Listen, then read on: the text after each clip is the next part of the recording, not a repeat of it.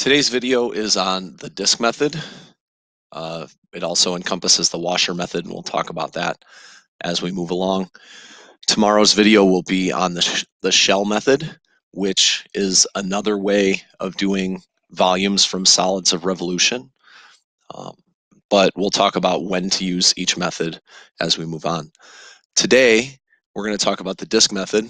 The disk method is something that happens when we have a solid of revolution. So solid of revolution is something where we have some sort of curve and we want to rotate it around either an axis or a line.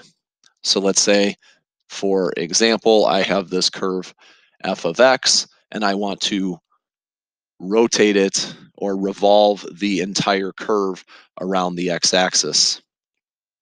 If I wanted to revolve the entire curve around the x-axis, there will be a resulting volume that shows up. So in prior units, what we have done is we have found the area between f of x and the x-axis. What we're going to do today is if I take this entire area and I sweep it around 360 degrees,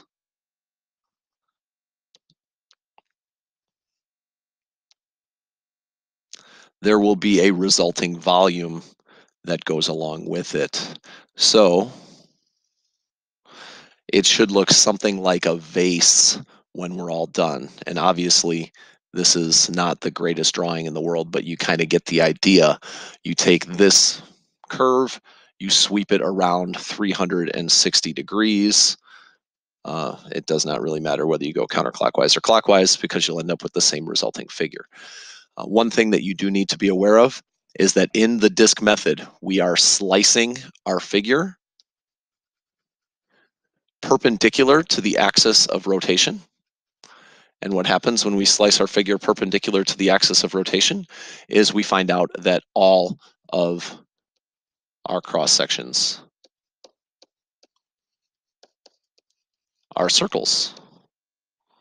Circles does not start with an S. It still doesn't start with an S. So our cross sections are circles. These cross sections are circles, which means they have a radius. Now this radius, as you will note, is changing based on the height of f of x. So in this particular case, r is identical to f of x, but that will not always be the case. So just be aware of that, and as we move along, we will figure that out. So if I want to find the volume of this, I'm going to use an integral, but before I do that, I want to think a little bit out loud. So the area of each of these circles is pi r squared. Once again, r is changing, and that's based on the height of f of x, or it's based on the actual location of f of x and what each of these r values is. But the area of each of these circles is pi r squared, and then I have to account for how far I'm going. So if I'm going from A to B, I want to take the integral from A to B, and then I have pi r squared, and then I have to account for this distance from A to B, that's dx. And that's something that we learned with Riemann sums as we were going along. But this is basically what's going on.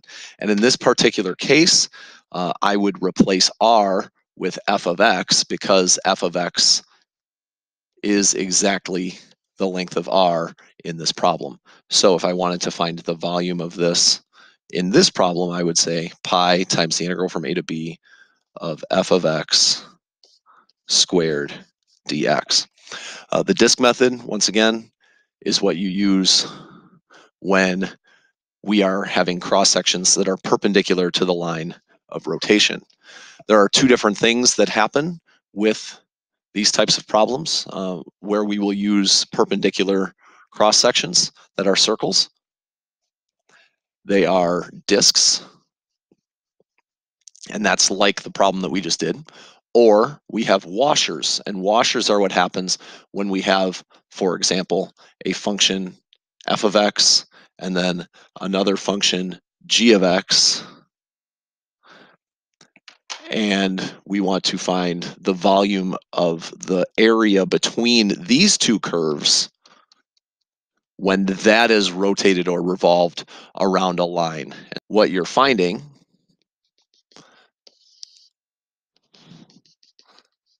is that you would have thickness in the middle, just like a washer, and a lot of the other parts would not really have much thickness at all. So you will hopefully be able to see that a little bit better when I don't have to draw it. All right, let's get into the technical aspects of this, and then we will do some example problems. The disk method. This is what happens when we are rotating or revolving one curve between that curve and a line, and we have one radius. So when we have one radius and we don't have two radii that we have to subtract from each other, we end up finding the volume of the entire region between. So if I'm revolving this entire thing around a line or an axis, I'm finding this entire volume all the way in as I do this 360-degree sweep. And notice one of the things that we see about these pictures is that we can take essentially these little discs that are going on, and we're stacking them all on top of each other, just like we would have a Riemann sum. These things do not always have to be put around the x-axis or the y-axis, and we'll see that when we get to example 2. But for right now, we'll just kind of deal with an axis. If the cross sections are perpendicular to the x-axis, that is the same thing as the line y equals 0. We also could have cross sections perpendicular to y equals some number. It does not have to be an axis. In this case, what we're doing, just like we did earlier, we are taking the integral from a to b of pi r squared, and then we have some kind of dx. Now, oftentimes, r, in this particular case, is just a function, especially if we're doing it around an axis. But we have to be sure that our radius is actually the radius of the circle, and that's going to come into play as we move on into example 2. So in this particular case here, where we're rotating it around an axis, r is exactly f of x. So we would have the integral from a to b of f of x squared dx times pi. If they are perpendicular to the y-axis, or the line x equals 0, or x equals some number, we have the exact same situation where we make sure that the radius is exactly what it is, but we have dy. These are because the cross sections are always circles. And in this particular case, if I'm rotating some kind of function of y around the y-axis,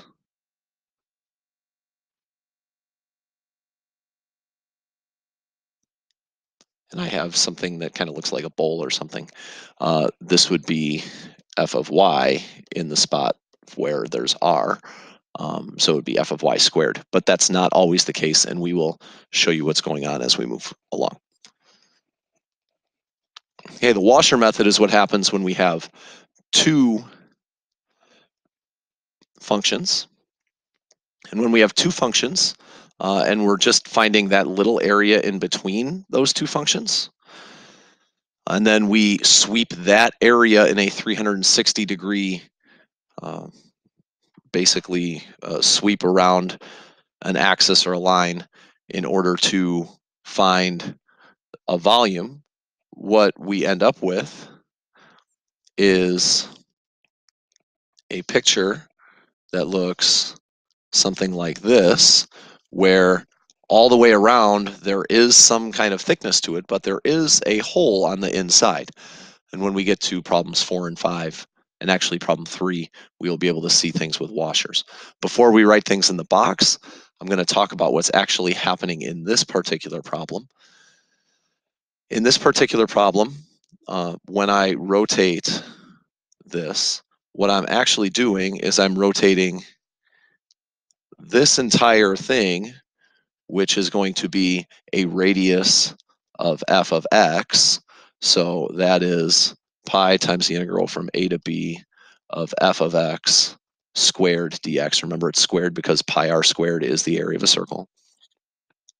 And then I'm rotating this entire thing around,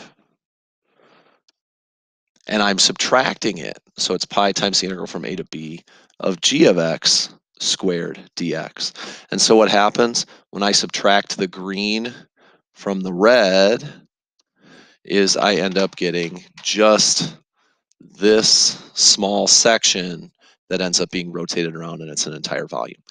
Notice that the bounds are the same and the pi's are the same, so I can actually combine these into one thing. So it's pi times the integral from a to b of f of x squared minus g of x squared, the quantity dx. However, I'm going to make a little adjustment to this, and I'm going to call it r squared minus r squared dx. And the reason why I'm doing that is because the radii will change based on where the line of rotation is, or the axis of rotation, and we're going to talk about that as we move along. So r, like big R, I'm going to call that the big radius, and little r is, of course, the little radius. If things are perpendicular to the y-axis or some x equals line, it would be pi times the integral from a to b of big R squared minus little r squared, the quantity dy. All right, now that we did all that, now it's time to do some examples. Find the volume of the solid created by revolving y equals square root of x on the interval from 1 to 4 about the x-axis. So in order to do that, I'm going to try and use as little of my drawings as possible. So if we take a look here, I graphed square root of x from 0 to 4, and then I just graphed it from 1 to 4. So if we kind of cut it off at 1 to 4, that's what it looks like. Now, in order to revolve that around the x-axis, remember what we're doing is we're taking that area from the square root curve to the x-axis, and notice that when I graph this in 3D, x and y are kind of flat on the ground and z's going up. I did that just so that you can kind of see what's going on in 3D. And plus, when you get to college and you have to do 3D graphs, a lot of times it's going to look like this anyway, so you might as well get used to it. And then if I take that and I rotate this around the axis, I end up with something that kind of looks like a lampshade when I'm all done, but it would be entirely filled in. So this is hollow, so you can see through a little bit, but it would actually be entirely filled in. So it would look something like this, except it's not just these 4 things that are filled in. The entire thing would be filled in. That's the volume that we're trying to find. And so if I try and find what happens when I take this and I move it around, when I move it around the axis down here, I have to actually look at what the radius is all the time. And in this problem, the radius just so happens to be f of x. So what I would do is I would take pi times the integral from 1 to 4 of f of x squared dx, because that ends up being my radius the entire time. So 23.562 is the answer to number 1.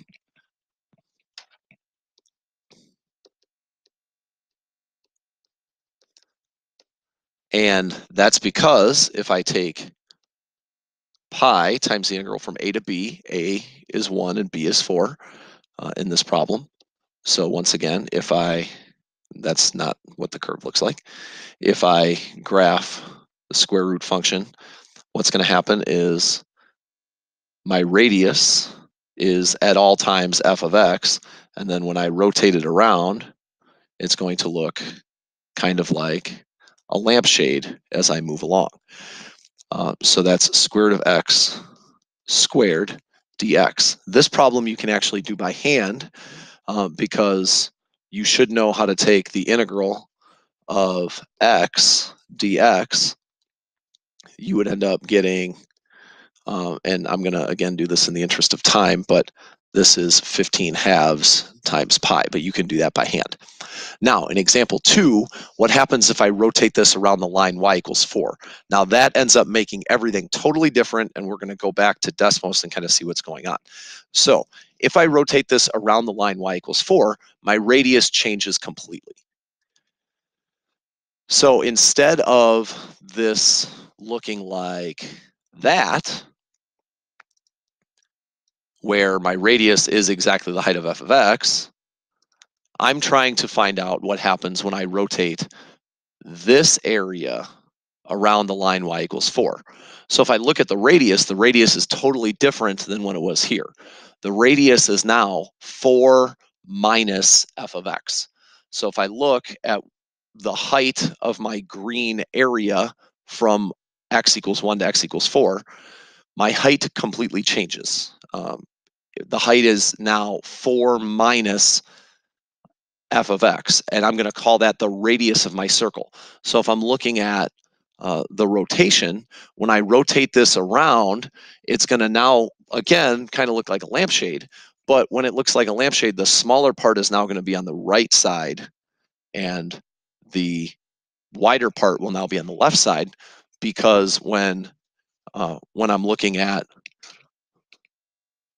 this area here, this part has a wider radius than this one, so as I rotate it around, it's going to end up looking a little bit different. So when I integrate this, I have pi times the integral from 1 to 4 of r squared dx. And when I look at r, I have to be careful. R is now 4 minus f of x, and then that whole quantity is squared. So remember, you want to square the radius. You don't just want to square f of x. So it's 4 minus f of x squared. And so my answer is 57.072. So you can write this down on your paper. It's pi times the integral from 1 to 4 of 4 minus root x squared dx. And then that's 57 point whatever it was. You can go back in the video if you need to look at it again. Okay, example 3. Find the volume of a solid of revolution when the area between the curves f of y equals y squared over 4 and g of y equals root y is revolved around the y-axis. So you might want to make some kind of drawing on your paper as you do this, but I'm going to spend most of the time on Desmos because it's hard to draw on the smartboard anyway. But if I'm looking at this problem, what I have is I have these two curves. So the first thing I have to do is find the intersection. The intersection of f of y and g of y, I would do by hand. I would set these two equal to each other, square both sides probably. So I end up with y to the 4th over 16 equals y. When I solve, I end up with the intersection being the cube root of 16. So that's 2.51984, somewhere around there. Okay, so essentially what I'm now doing in this problem is I'm revolving it around the y-axis. So I want circles that are perpendicular to the y-axis, which means I need things in terms of dy. And so what I'm going to do is I'm going to look and I'm going to rotate this around the axis. This actually should probably be blue to make your life easier. And then this should be red to make your life easier. But I'm going to rotate this around the axis. And then I'm going to subtract what happens when I rotate the red one around the axis. And so when I take the blue one around the axis and the red one around the axis and I subtract them, I get what happens when I just have this black area rotated around the axis. And you can kind of visualize what's happening. It would basically be a cup. So if I just took the blue one, rotated around the axis, that would be a cup basically. With it wouldn't be a very stable cup, but it'd be a cup. And then I'm drilling, and the cup would be entirely full. And then I'm drilling out part of it. So everything that's in red would be drilled out as I rotate it around the y-axis. And what I end up with is just like something that would appear to be about 1 finger's width wide at its widest point all the way around.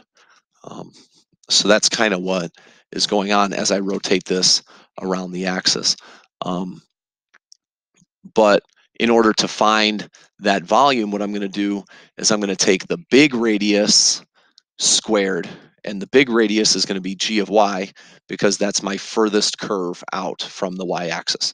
So from the y-axis all the way out, my furthest one, my biggest radius, is the blue one.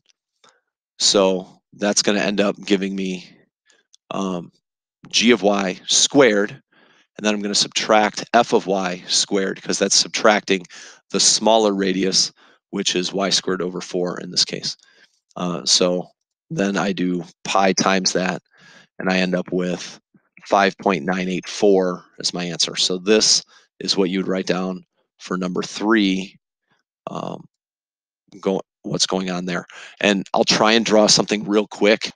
If I rotate, if I make one circle here for both of them at the same height, and the smartboard makes this so hard because the calibration is really hard to get right. But you can see how this would be a washer because there's a wider part that gets kept, and then that part on the inside gets drilled out. And so you have only this part all the way around getting kept. And I know, again, it's hard to see. But if you're really struggling with it, that's why we have the flipped classroom. You can ask your teacher and they can really spend some time with you on it. Okay, the next 2 examples. Find the volume of the solid created when the area between these 2 curves, f and g, on -2 to 3 is revolved around the x-axis, which is the same thing as y equals 0, and y equals -1. So first, we'll deal with the case where y equals 0. So if we deal with the case where y equals 0, what we're doing is we have this area that's getting swept around to the bottom, and then we're subtracting the area in blue, which then just gives us the area in black.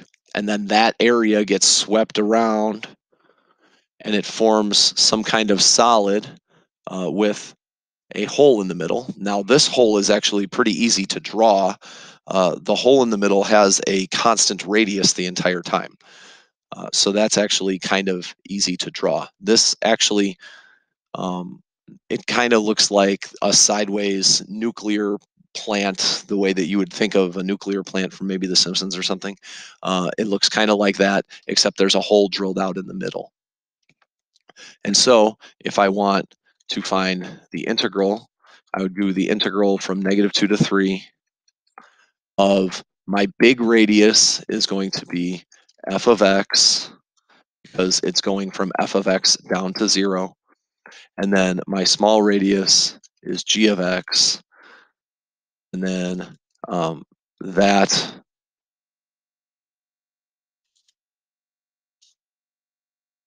oh no,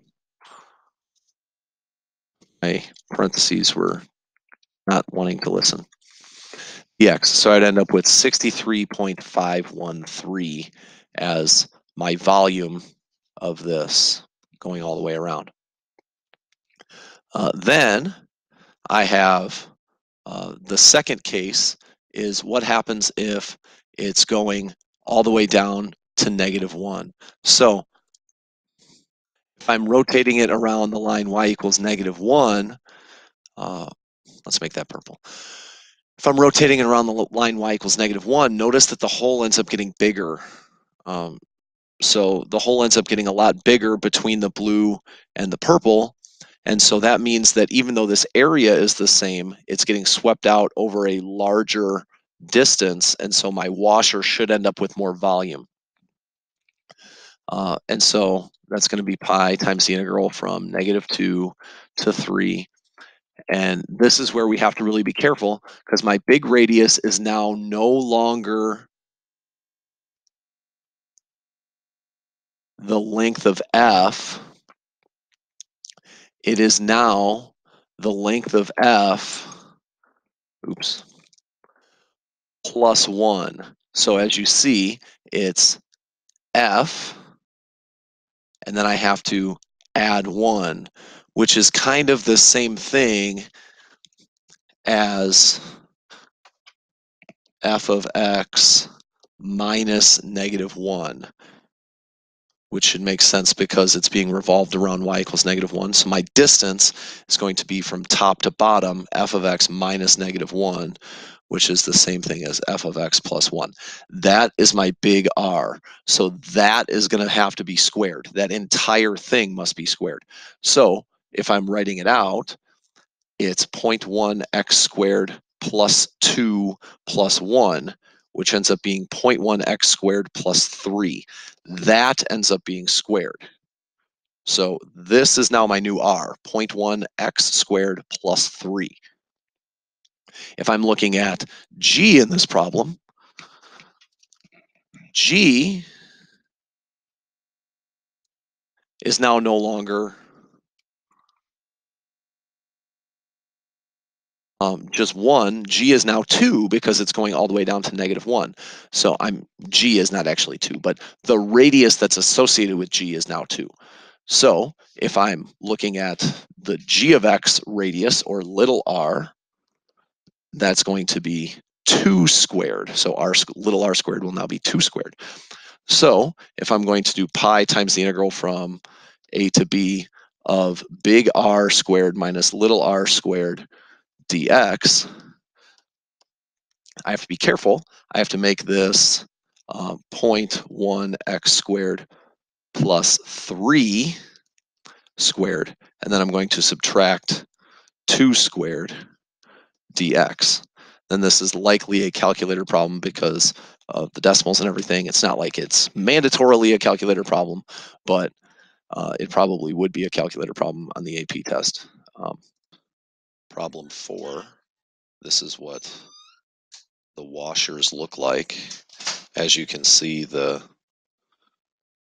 area is getting swept out over a 360-degree rotation over the x-axis, and you end up with this when you're all done. If you move the line of rotation down to -1, notice that it got bigger. And this is what the visual will look like. So if I look at this, I would have to do f of x minus -1, which is the same thing as f of x plus 1. That quantity is squared. And then if I'm looking at this, I have g of x plus 1. That quantity is squared. And so notice that my volume gets a lot bigger. It's 102.259.